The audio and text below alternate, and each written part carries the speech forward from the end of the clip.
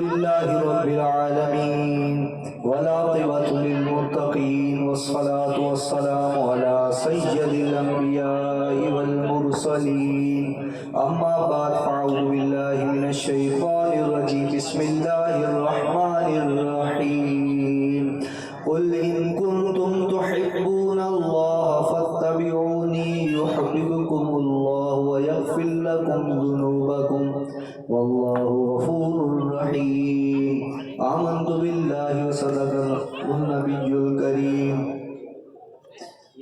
انشاءاللہ اپنے ناقص عقل اور محدود علم کے مطابق بات کروں گا۔ وما توفیقی الا باللہ علیہ توکلت والیہ انیب وہو حسبی ونعم الوکیل ولا حول ولا قوة الا باللہ العلی العظیم۔ جس دور میں ہم رہ رہے ہیں اس دور میں تعلیم کو دو حصوں میں بانٹا گیا ہے۔ ایک لوگ کہتے ہیں کہ دنیاوی تعلیم، دینی تعلیم، لیکن اگر ہم غور کریں تو یہ دونوں لازم اور ملزوم ہیں۔ نہ دنیاوی تعلیم حاصل کر کے بندہ کامیاب ہو سکتا ہے صرف، اور نہ ہی خالی دنیاوی تعلیم چھوڑ کے خالی دینی تعلیم حاصل کرے تو وہ پھر بھی ادھورا ہے۔ دونوں تعلیمات ہوں گی تو کامیابی ہوگی، ورنہ یہ دونوں ایک اگر کوئی دنیا دار دنیاوی تعلیم حاصل کر لیتا ہے، اسے دین کا کچھ نہیں پتا، دینی تعلیم نہیں پتا تو وہ بھی ادھورا ہے۔ اور جس نے دنیاوی تعلیم چھوڑ دی لیکن دینی تعلیم حاصل کری تو اس کے لیے دنیاوی اگر کوئی معلومات نہیں ہے تو وہ دین کی تعلیم بھی صحیح طریقے سے استعمال نہیں کر پائے گا۔ تو جس دور میں ہم رہ رہے ہیں اس دور کے اندر لازم ہے کہ دینی تعلیم بھی حاصل کری جائے اور دنیاوی تعلیم حاصل کری جائے۔ جو لوگ پڑھے لکھے ہیں وہ جانتے ہوں گے، یا جن کی اولادیں پڑھ رہی ہیں وہ یہ جانتے ہوں گے کہ ان کی بچوں کی اسکول کی 9 کلاس سے شروع ہوتی ہے۔ کیا شروع ہوتا ہے کہ اس میں بتاتے ہیں کہ سائنسدان نے فلانا چیز ایجاد کر دی، کسی نے بجلی ایجاد کر دی، کسی نے ٹیلی فون ایجاد کر دیا، تو ان کی بڑی عزت ہوتی ہے، انہیں بڑی بلند مقام اور مرتبہ حاصل ہے جس طرح دنیا میں۔ تو 9 کی کلاس سے شروع ہوتا ہے تو اس سے بڑھتا ساری جتنی بھی کتابیں ہیں ان کتابوں کے اندر سائنسدانوں کو بڑی عزت کی نظر سے دیکھا جاتا ہے اور کہا جاتا ہے بھائی انہوں نے بڑا کمال کیا، ان کا نام لیتے ہیں لوگ اور فخر سے نام لیتے ہیں۔ لیکن ہم نے کبھی یہ غور ہی نہیں کرا کہ یہ جو سائنسدان ہے جس نے اگر بجلی ایجاد کری، جس نے جہاز ایجاد کیا، جس نے بلب ایجاد کیا، ٹیلی فون ایجاد کیا، تو یہ ایجادات اس نے کس طرح حاصل کری؟ اس نے جو دینی دنیاوی تعلیم پڑھ کر اس نے یہ حاصل کرا؟ ہرگز نہیں۔ اصل میں حقیقت یہ ہے کہ جتنے بڑے بڑے سائنسدان بھی تھے تو وہ یہ اپنی ماں کے پیٹ سے سیکھ کر نہیں آئے تھے، انہوں نے قرآن مجید کو پڑھا، حدیث مبارکوں کو پڑھا اور پھر اس سے حاصل کیا کہ اس طرح کوئی چیز کری جائے تو کچھ حاصل ہو سکتا ہے۔ تو انہوں نے قرآن پڑھا، کوشش شروع کر دی، انہوں نے حدیث پڑھی، کوشش شروع کر دی، تو انہیں یہ مقام و مرتبہ جو دنیا والوں کی نظر میں ہے تو وہ انہیں اس لیے حاصل ہوا کہ انہوں نے قرآن پڑھا اور کوشش شروع کر دی۔ اور ہائے افسوس کہ ہم نے قرآن پڑھا، سنا اور سو گئے، ہم نے نہیں قرآن کو سمجھا، ہم نے نہیں کوشش کری کہ قرآن میں اللہ رب العزت ہم سے فرما کیا رہا ہے۔ اور اگر کامیابی حاصل کرنی ہے تو اللہ رب العزت فرماتا ہے لقد کان لکم فی رسول اللہ اسوۃ حسنہ، اللہ نے قانون جاری کر دیا۔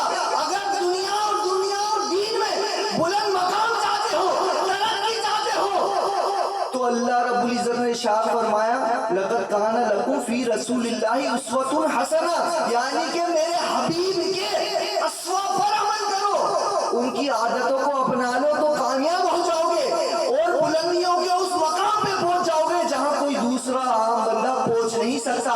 اور یہاں بات ختم نہیں ہوئی کہ حضور علیہ السلام کی عظمت اللہ رب العزت نے یہ بیان کی کہ میرے محبوب کی ادا کو اپنا لو تو بلند مقام پاؤ گے۔ حضور نے خود فرمایا، کیا فرمایا؟ اصحابی کا نجوم وبأیہم اقتدیتم، کیا فرمایا؟ اصحابی کا نجوم، حضور نے فرمایا یہ میرے صحابہ جتنے ہیں وہ ستاروں کے مانند ہیں، یعنی کہ یہ صحابہ کو جو مرتبہ اور مقام ملا کہ ستاروں کی بلندی سے بھی اوپر ہے، تو یہ مقام اور مرتبہ ملا کیسے؟ ملا ایسے ہی کہ ابو بکر صدیق نے اگر نماز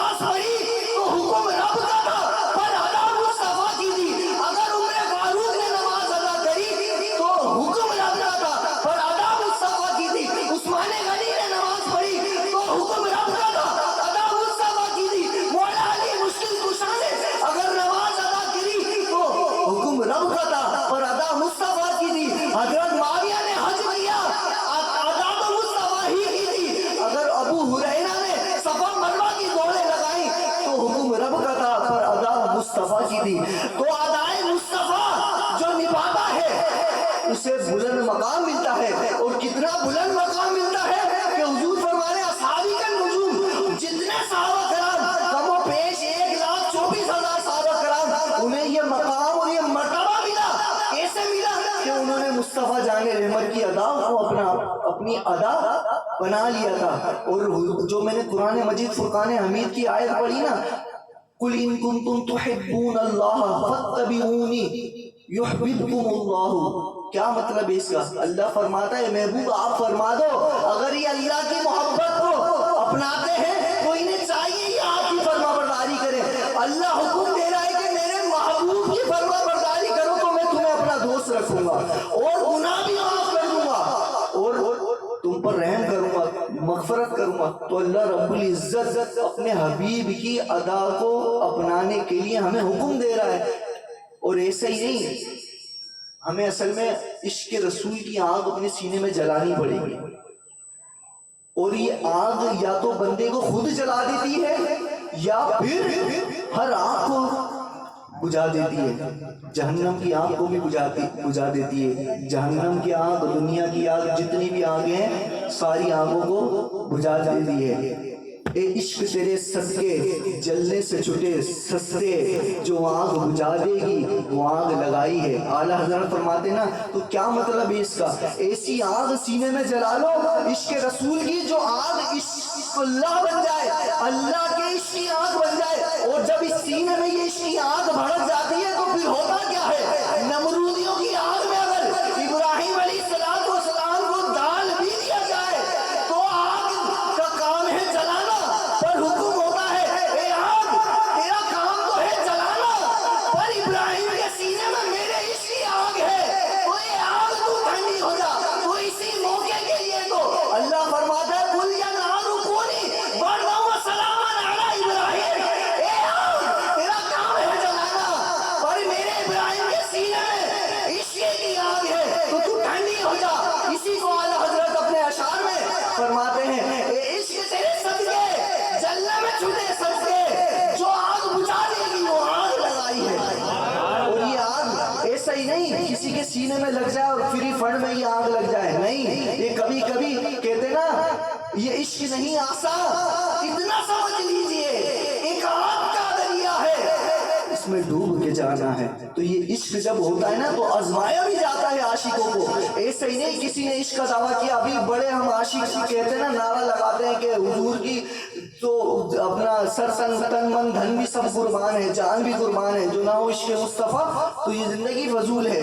تو یہ خالی نعرے سے کام نہیں چلتا. حقیقت میں اگر یہ عشق سینے میں ہو جائے نا تو پھر امتحان بھی ہوتا ہے. اور یہ امتحان کیسے امتحان لیتا ہے تو میں آپ کو حضور علیہ السلام کے ایک عاشق کی بات بتاتا ہوں.